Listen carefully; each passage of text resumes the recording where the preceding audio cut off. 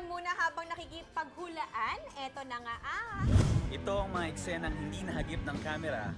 At bulong-bulungan ng mga chismosa. Always be in the know, dito sa Masyado.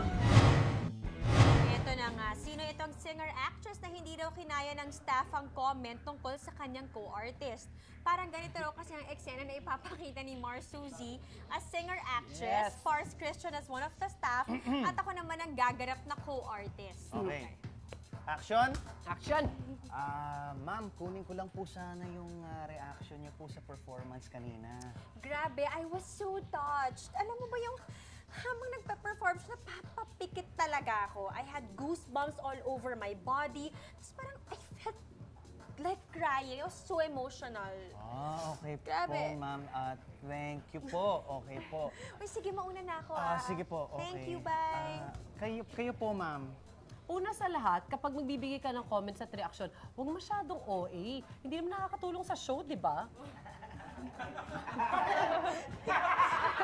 Yung comment mo, hindi pa tungkol sa performance. Yung tungkol dun sa comment Oo, niya. I'm gonna hide. Alam mo na? Pabulong na lang sa kay Mike, sa mic. Wow! Kilala ba to ni Mars?